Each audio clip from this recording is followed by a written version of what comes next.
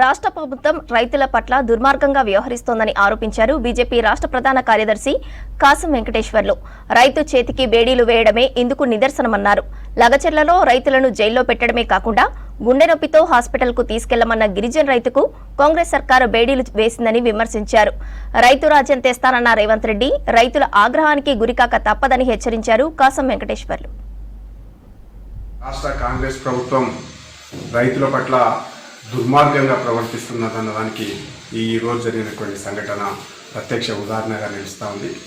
లగచెర్ల రైతులని జైల్లో పెట్టడమే కాకుండా ఇవాళ ఆ గుండె నొప్పితోటి ఒక గిరిజన రైతు హాస్పిటల్ తీసుకుపోమంటే బేడీలు వేసి తీసుకుపోయేటువంటి చరిత్ర ఇవాళ రేవంత్ రెడ్డి ప్రభుత్వంలో కాంగ్రెస్ ప్రభుత్వంలో చూస్తున్నాం.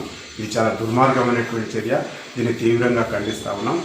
రైతు పాలన చేస్తాం, రైతు రాజ్యం చేస్తామని చెప్పేసి గొప్పలు చెప్పుకున్నటువంటి రేవంత్ రెడ్డి ఇవాళ రైతుల ఆగ్రహానికి గురికాక తప్పదు. ముఖ్యంగా రైతులని అవాసు పాలు చేసి వాళ్ళని దుర్మార్గంగా హింసించడమే కాకుండా వాళ్ళ బేడీలు వేసినటువంటి సంఘటనను చూస్తే యావత్ తెలంగాణ దిగ్భ్రాంతి వ్యక్తం చేస్తూ ఉంది. నిన్న మొన్ననే ప్రజాపాలన ఉత్సవాలని నిర్వహించుకొని మరి గొప్ప ప్రజాపాలన అందిస్తున్నాం, ప్రజల వద్ద పాలన అని చెప్పేసి గొప్పలు చెప్పుకొని 2 రోజులు తిరగక ముందుకే ఇటువంటి రైతులకు బేడీలు వేసేటువంటి సంస్కృతిని కాంగ్రెస్ పార్టీ తీసుకొచ్చింది.